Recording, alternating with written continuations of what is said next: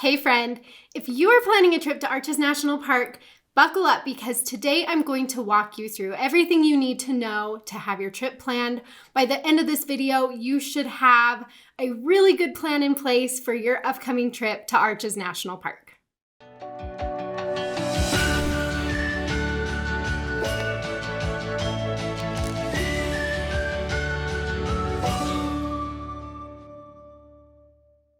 My name is Ash. I'm a former park ranger and the founder of Dirt in My Shoes, and I am also from Utah, and so I have spent a ton of time in Arches. Probably about once a year, I find myself down in this area, down in the Moab area, visiting the parks there.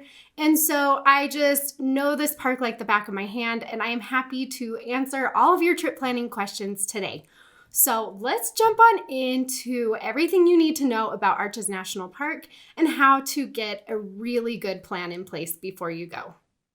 First things first, I want to show you where in Utah this is because it's a really cool area and there's a lot to do.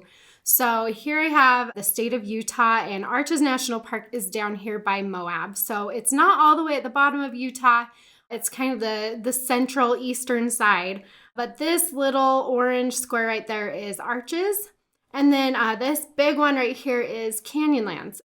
And so when you're in the Arches area, you might also want to visit Canyonlands. They're really close together. It's really nice to be able to go to one place and have, one hotel reservation set up and be in two different parks. So I would highly recommend doing both of these parks at the same time if you can.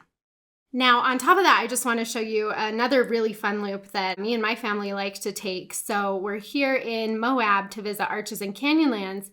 If you go around this way, close to Montrose, you'll find Black Canyon of the Gunnison National Park. If you drive down between Montrose, down past Telluride, you don't go right through Telluride, but you kind of go through over here past Ouray. This is the $1 Million Highway, which is really cool. When you get down to Durango, you'll cut over and you have Mesa Verde National Park right down here. So it's a really cool little loop that you can do because you can actually hit 4 national parks just in this small loop between eastern Utah and western Colorado. One more map for you because I want to take a look at Arches National Park specifically. So here's the Arches National Park map, the official one. And if we come down here, you'll see, so here's the town of Moab down here. And then this is Arches National Park. So it's literally like 5 minutes from Moab. It's really convenient. And then as you come into Arches, so you'll enter over here by the visitor center, and then you'll go up the hill and into Arches. And then this is the very end of the park road. So from the beginning to the end, it really only takes about 45 minutes or so to drive the entire park. This is a really small national park, and so you can do a lot in a day here. And it's just really nice. It's really nice for younger kids. It's nice if you just want to pop in for a minute and do something and then go back out into Moab. So it's really convenient for that reason. Now, when you get into Arches, so you'll start driving here, you'll get to Park Avenue, you'll get to some really big rock formations that are not arches in this area. So that's really cool. You really don't start seeing arches until you get up to around the Balanced Rock area. As you're driving along here, you might see some along the skyline and stuff. A lot of times you can see these along the skyline. But when you get to Balanced Rock and you start cutting into here, there's a ton of arches over here by Double Arch, North-South Window, Turret Arch, all of those, which is really cool. I love that area for just seeing a ton of arches with very little work. There's not really any long hiking trails over in that area. And so you just park, you can see stuff from the parking lot. You can get out and walk for a minute if you want to get closer. But it's a really cool area for just seeing a ton of massive arches. Coming up here, this is when you'll get to the Delicate Arch area. And so if you want to hike Delicate Arch, you go here to Wolf Ranch. If you just want to drive and see a couple viewpoints, you can see the arch from far away from these viewpoints. And so that works too. Continuing on, then you're working your way towards the Devil's Garden, which is a very long hiking trail. It's about 7 miles long. It's really cool. But what's crazy about this area here is, again, you just have such a high concentration of arches. So you'll get Sand Dune Arch. You can hike out to these arches over here. You can see Skyline Arch from the road. Then you get to the Devil's Garden trailhead and you can hit a bunch of arches. You can see all these arches back in here. It's just so cool. So the nice thing again about arches is that there are roadside arches if you're not wanting to hike too far. If you do want to do a hike, you can do either all of the hike or just a portion of the hike and get to some more arches. And so I highly recommend giving yourself enough time for this park to get out and see all the different arches. But again, you can do a lot in just a few hours or just in a day. Okay, coming back down, just to give you the lay of the land a little bit more around Arches National Park. So again, we have the town of Moab right here, which is a really big adventure town. There's a ton of stuff to do here. It's super fun. But if you want to go to Canyonlands National Park, there is one district, it's called Island in the Sky, that you can get to via this road right here. So Arches and Canyonlands Island in the Sky district are only about a half an hour, 45 minutes apart. Again, it just makes it really cool to be able to stay in Moab, be in this one area, and hit both national parks. So I do highly recommend that. Now, as far as getting to Arches National Park and getting to the Moab area, if you're flying in, you'll have a few different options for airports. So looking at this map right here, and again, this is on Dirt in My Shoes. If you go to Dirt in My Shoes and you click on Arches National Park, you'll just have a ton of information that goes into more detail than I'm going into in this video. So if you need more information, definitely head here. So you can see here we have Arches National Park right here. There is a regional airport, the Canyonlands Regional Airport, which is really close. You've also got the Grand Junction Regional Airport, which is not too far away, about an hour and a half to 2 hours away. And so if you're okay with flying into a smaller regional airport, then you can get those flights. Typically they connect in either Salt Lake City or Denver, but it will get you really close to the park. It will just cost you more. So those are options. Now, if you're really wanting to take a flight to a larger airport, one that's cheaper, one that has more flight options, then your best options here will be the Salt Lake City or the Denver airports. I recommend Salt Lake City if you're planning on doing the Utah parks. You can make a big loop. It takes about 5 hours or so to get down to Zion, and then you can cut over and do all the parks in here. So that is what I recommend if you're flying into Arches National Park. So now that you know how to get to Arches National Park and you're more familiar with the lay of the land around this area, let's talk about the best time to visit. So Arches National Park is actually a pretty good year-round park. It does get snow in the winter months, typically into December, January, February. Usually by March, it starts to get warmer and you're not dealing with as much snow. When it does get snow, it's not usually a ton of snow, but it can be enough to close the park road for a couple of hours while they get that plowed. So you will want to keep that in mind if you plan on going during the off season. But again, this park can be visited year round. And in fact, the off season typically is my favorite time to be in the park. A lot of people visit this park during the summer months. That is the main peak season in this park, typically from about April through October. And if you go during the summer, you'll just want to expect really, really hot temperatures in this area. It can easily get to over 100 degrees during the day. And so you'll want to plan your schedule and your activities so that you're avoiding being out hiking in the middle of the day. You'll want to split those up and maybe take a nice pool break at your hotel in the middle of the day. If you're visiting during the summer, because it does just get really hot and there's very little shade in this park. You've got all the red rocks everywhere that reflect the sun back up to you, and so it can feel even hotter than the actual temperature outside. So definitely keep that in mind if you're planning on traveling during the summer. A lot of people do.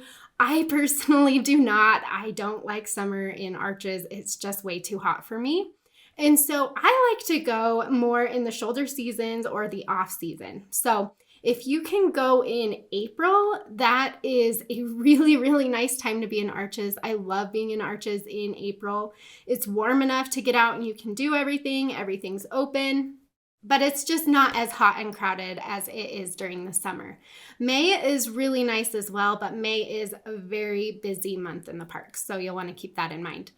If you want to go during the fall, I typically like to wait until about the last week of October or so, if you can avoid the Utah school break, the fall break in the middle of October, and go after that, that is a great time to be there. I love being there like the last week of October or so and into November. The weather typically holds and it can be really, really nice at that time of year.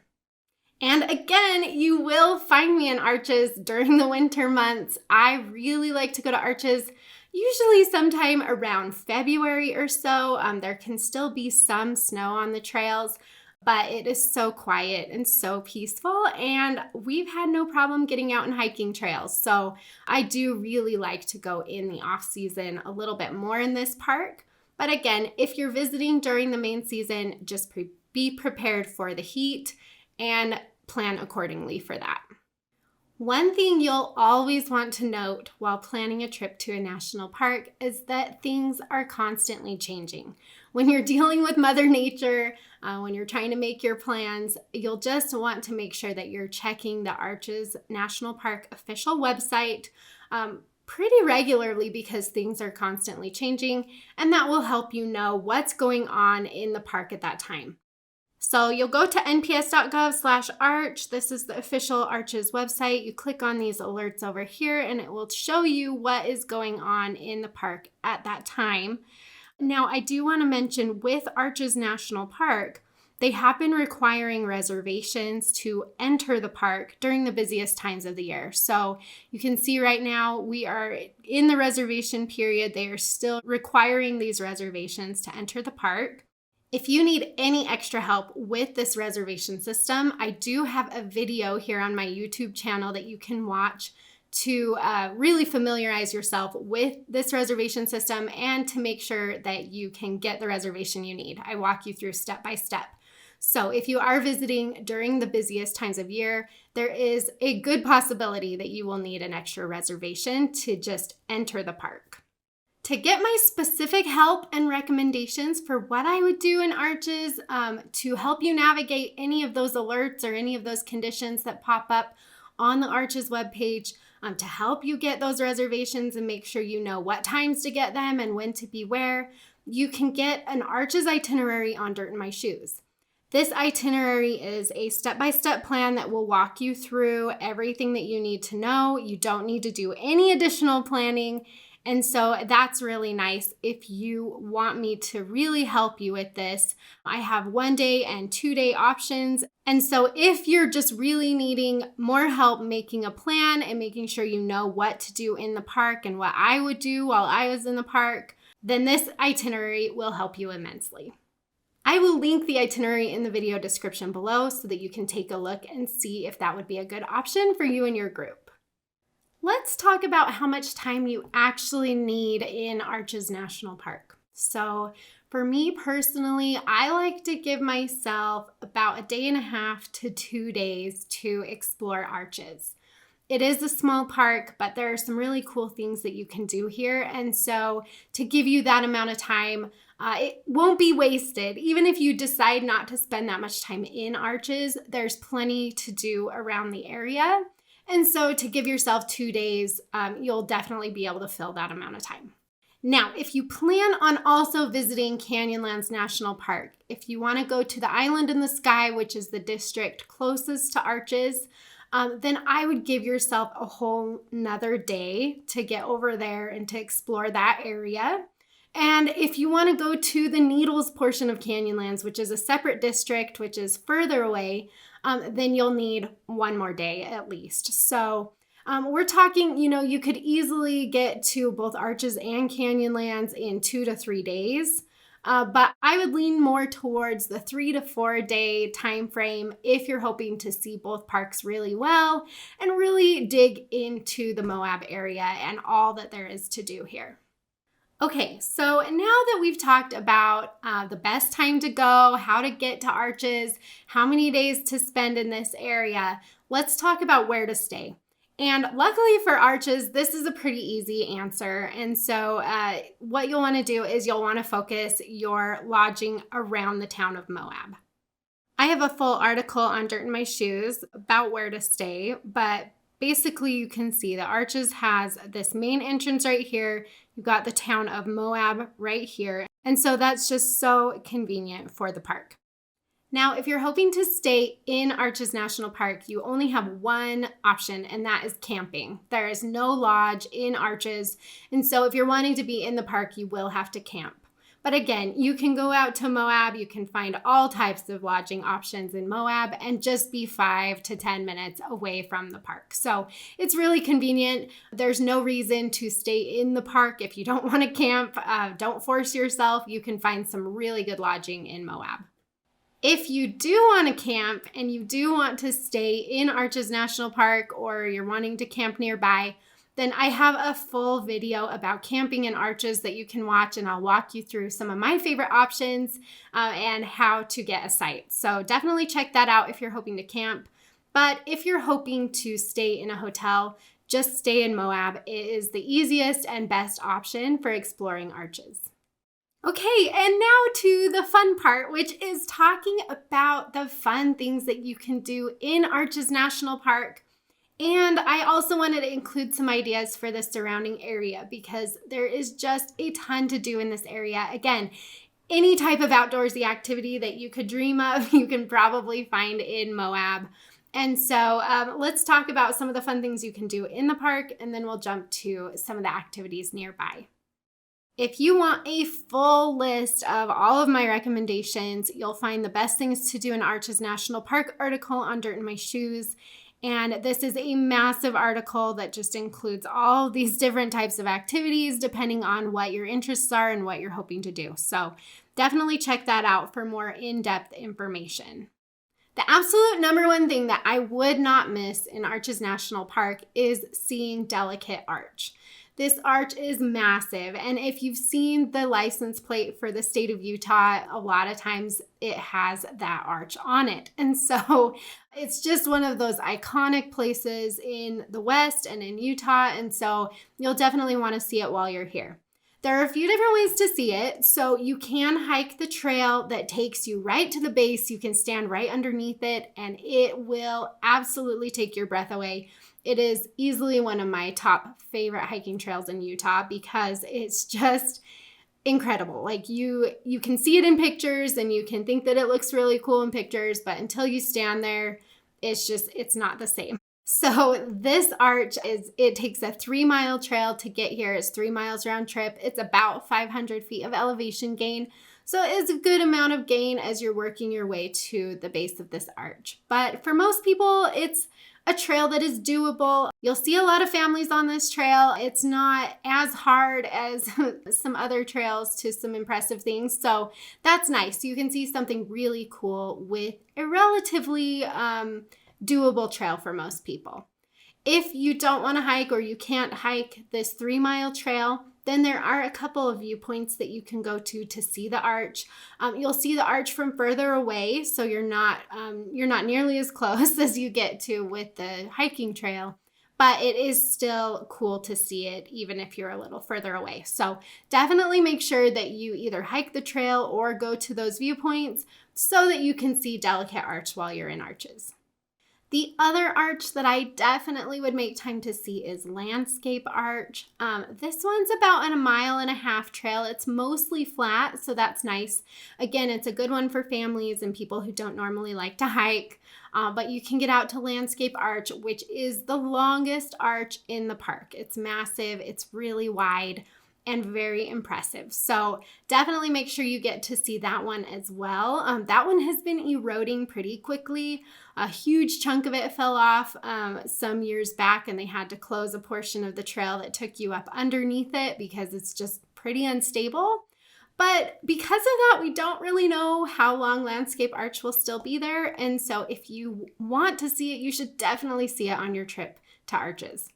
The last arch that I definitely would not miss in this park is Double Arch. It is huge, and it only takes a short walk from the parking lot to get to the base of this arch. You can see it from the parking lot as well, so if you don't want to walk at all, you can still stop by here and really enjoy just how amazing it is. And so Double Arch is definitely one of those that you will want to see while you're in Arches. Between delicate arch, landscape arch, and double arch, you have seen some incredible arches, but Arches National Park has over 2,000 cataloged arches. So there are a lot more for you to see. If you want to hike a little bit more, if you want to go jeeping, that's an option in this park. There's different ways to see all the many arches in this park.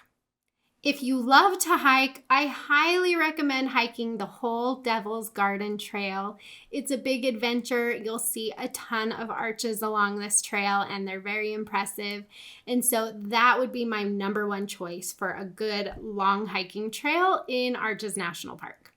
If you love ranger programs, then I would sign up for the Fiery Furnace Ranger-led hike if you can get tickets. It's pretty competitive to get those tickets, but it's a really fun adventure through an area of the park that is like a maze. It's hard to navigate, and it's nice to have a ranger leading you through that. So I definitely recommend that if you really love ranger-led tours. That one is the perfect option for you. The stargazing in this park is incredible, so be sure to spend an evening. I personally would stay for the sunset. Sunset is gorgeous in this park with the golden hour, all the light hitting those arches, it's fantastic. But then when the sun goes down and those stars come out, they are incredibly impressive. You can see the Milky Way really well. This park is really popular for astrophotography and things like that. But just a little stargazing will be sure to blow your mind. So make sure you spend an evening in the park really enjoying the sunset and the stars. So the one thing that I really love about the Arches area is that there are so many high adventure activity options. You can go rafting down the Colorado River that goes right down through the town of Moab. You can rock climb. There's tons of rock climbing. Mountain biking. So there is a massive trail system for mountain biking in the Moab area. It's so popular, and there are some really, really fun mountain biking trails out here. So if you're into biking, that's a huge thing to do while you're in Moab. Also, jeeping, UTVing, ATVing, all of those off-road vehicle activities are just a huge thing to do in this area as well. And so when you get down to Moab, if you haven't been here before, it'll probably be a little bit of a shock just because there are Jeeps everywhere. There are UTVs everywhere. There, again, is just like a huge, massive trail system that goes through this area so that if you want to go down some dirt roads, there's just infinite possibilities for you. And some of these roads are extremely technical, which require your Jeep or your vehicle to be at some pretty crazy angles as you're navigating through here. But there are some more beginner-friendly options as well. So if you've never done jeeping and you want to try it, there are definitely some cool trails for you. There's actually a really cool jeeping trail through Arches National Park that a lot of people don't know about, and doing that is like one of my favorite ways to get off the beaten path in Arches.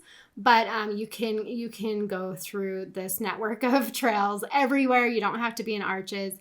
They are just all over the place surrounding Moab. So that's a huge thing. And if you're looking for some extra fun adventure, those are some of the things that I would try as you're in this Moab area that are outside of the park. And then again, you have Canyonlands National Park right there, so you can easily spend another day or two exploring that national park. You've got Dead Horse Point State Park, which is up there by Canyonlands Island in the sky, and it is absolutely beautiful, just some gorgeous views from there. You can jeep in Canyonlands and underneath Dead Horse Point State Park down by the river, which is really cool. So some really neat options in that Canyonlands area as well. So again, you'll never run out of activities in this Moab area of Utah. There are just so many things to do. Arches is just one of them. So be sure to branch out and try something new while you're here. Okay, so we're wrapping up the trip planning portion of this video. We're almost done here, but there are a couple more things that I want to mention that are important things to know about Arches National Park. The first thing, and I mentioned this before, is that it gets really hot in the summer. And so be sure to bring all of the sun protection that you can. If you're camping, you'll want to bring some shade to put over your tent or to put over your picnic table. Make sure you have lots of sunscreen, tons of water. Wear a hat if you can. Wear some longer layers that are sun protective layers, especially if you're visiting during those main summer months. So that's a really big thing that you'll definitely want to note. The other thing is that Arches National Park itself really doesn't have that much water. And I'm talking about like places to fill up your water bottle. It's kind of a surprise. You would think that being in such a harsh desert landscape, there would just be more water bottle fill stations and things like that, but that's really not the case. So looking at the Arches map again, the places that you can get water in this park are here at the Visitor Center, right at the beginning of the road, and then all the way up here at the Devil's Garden. There's a water spigot there at that trailhead. So everything in between does not have water, and that's really important to note because especially if you're planning on hiking the Delicate Arch Trail, which goes up here, there's no water here. There are pit toilets, and when you see the toilet marking, those are all pit toilets. There's not running water in these areas. And so you'll have a pit toilet, and that's about it. No running water, no place to fill bottles. So when I'm in Arches National Park, I always keep a ton of water in my car. We just buy those big packs of water bottles or the big jugs of water to fill up our bottles as we're out exploring because it's just hard to find water filling stations in this park. In addition to bringing water, you'll want to bring food with you as well because there's nowhere to get food in this park. There's no restaurants or anything. Again, it just doesn't have a lot of amenities. Because you can find so many amenities in Moab, I think it's just, they felt like it wasn't necessary to put them in Arches. So if you're wanting to eat while, if you're hoping to spend the whole day in Arches, you'll want to bring a picnic. You'll want to make sure you have lots of snacks, things like that, because there's no place to get those in the national park itself.